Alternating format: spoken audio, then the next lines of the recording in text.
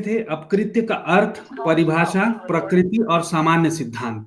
ठीक है, meaning, definition, nature and general principles of the taught का देखे थे। तो इसमें जो प्रश्न क्रमांक 1 है वो बोलता है अपकृत्य विधि क्या है। तो अपकृत्य विधि क्या है? संविधि विधि है, ये कथन गलत है। संहिताबद्ध है, ये भी कथन गलत है। अधिनियमित विधि है, ये भी गलत है। तो अपकृत्य विधि क्या है? संहिता विधि है। तो इसका आंसर जो है वो क्या हो जाएगा तुम्हारा? डी हो जाएगा, है ना।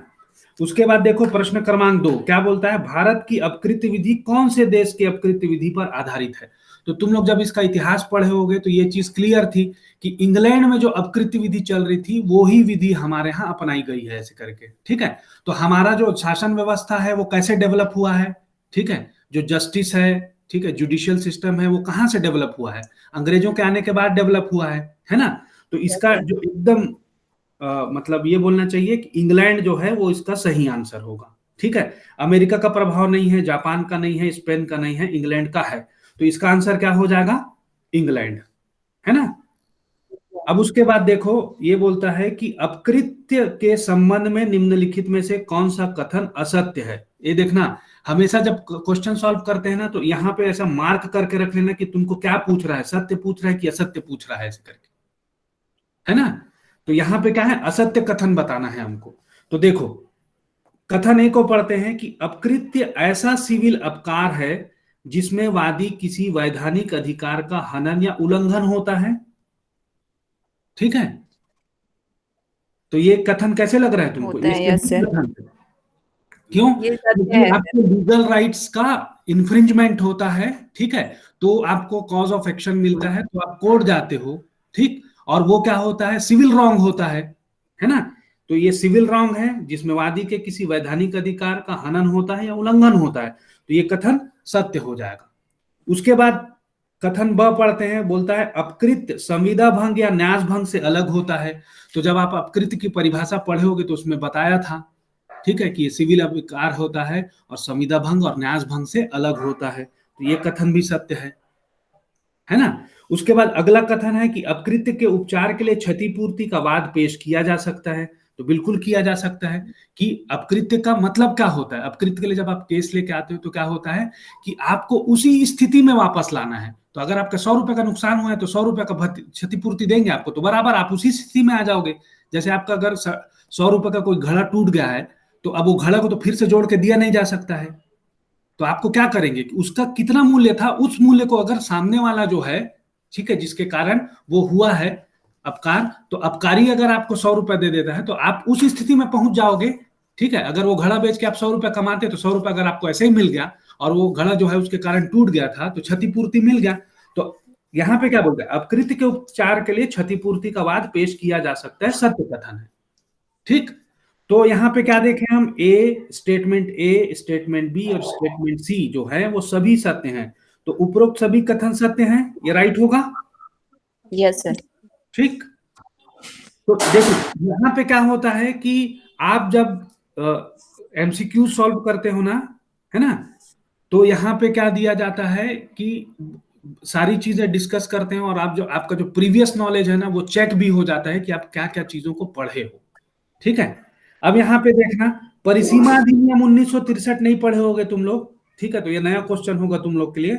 अपकृत्य की परिभाषा ना परिसीमा अधिनियम में दिया गया है 1963 में। ठीक है,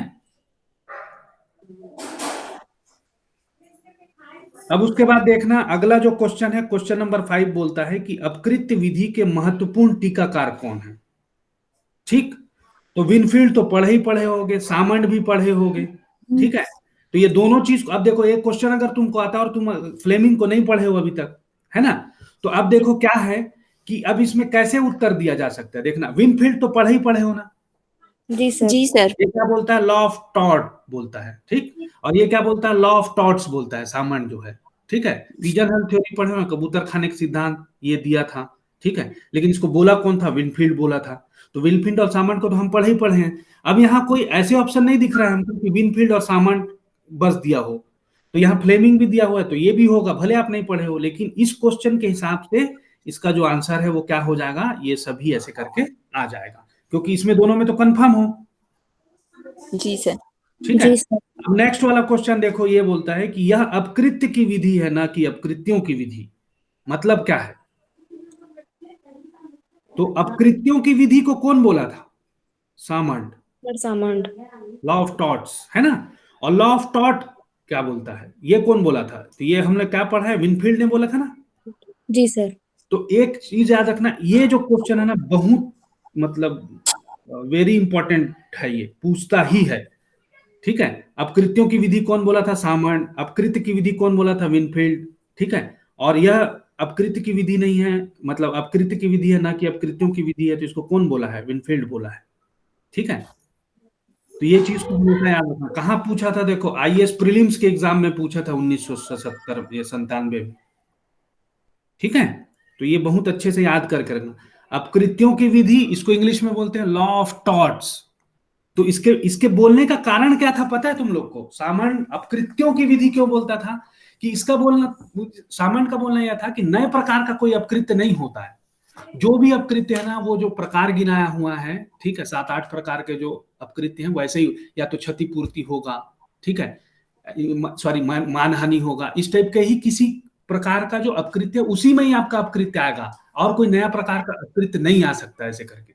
और विनफील्ड का क्या बोलना था कि नए प्रकार का अपकृत्य भी हो सकता है। तो इसीलिए क्या बोला ये कि अपकृत्य की विधि है बोला था विनफील्ड। और अपकृत्यों की विधि मतलब जैसे कबूतर खाने का सिद्धांत में क्या होता है? कबूतर खाने का सिद्धांत क्यों बोला इसको? ठीक है। ये सामंड के थ्योरी को कबूतर खाने का सिद्धांत बोलते हैं, और इसको बोला किसने था? विनफील्ड ने बोला था।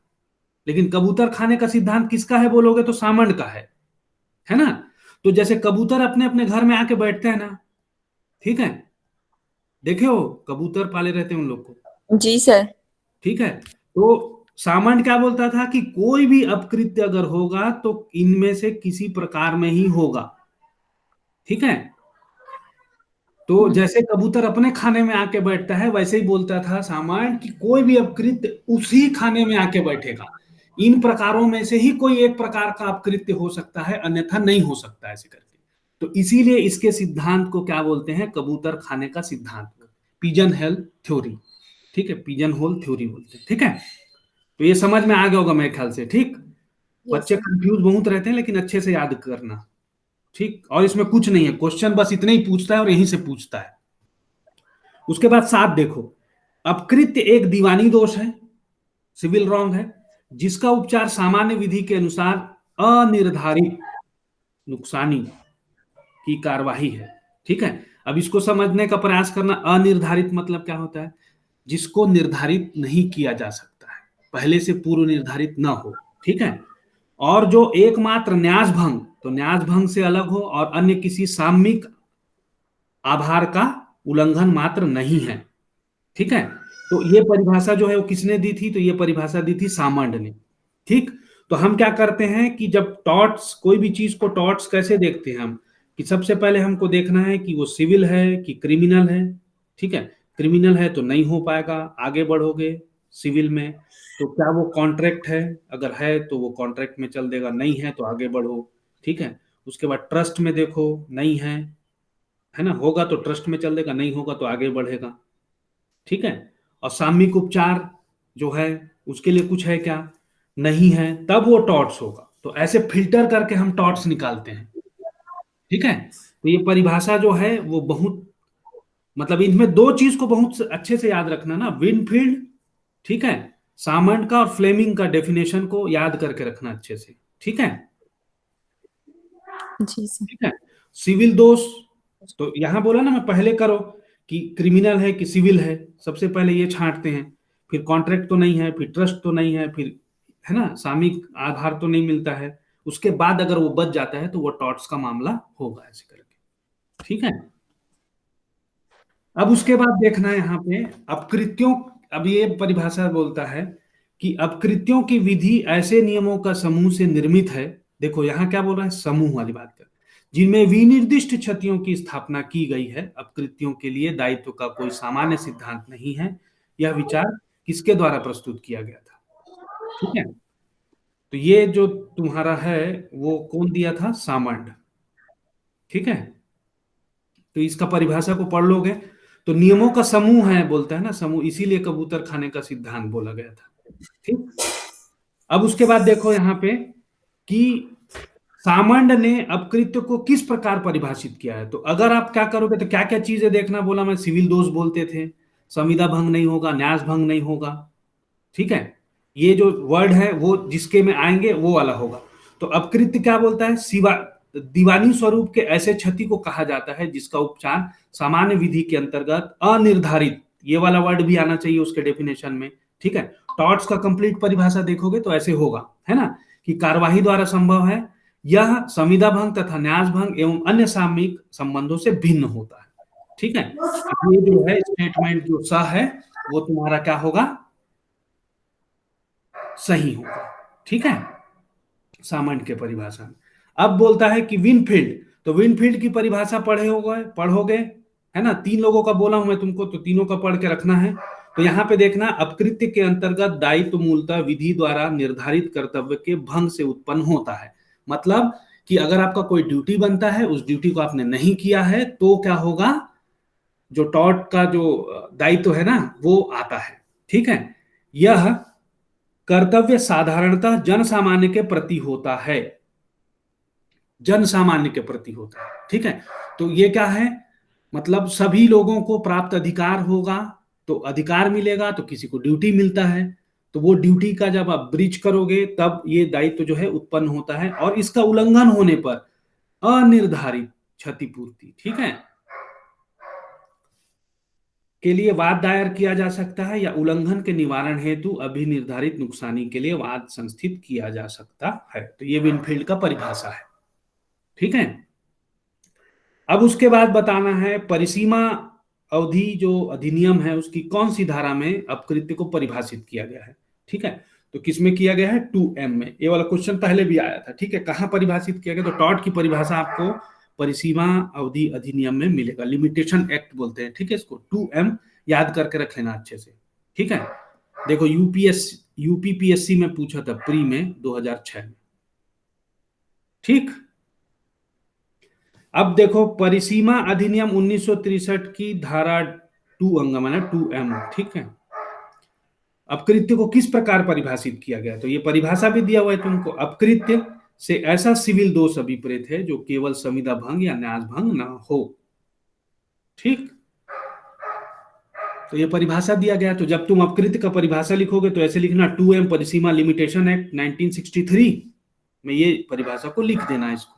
तो ये 3 जो चीजें हैं ये इतना ही है बस।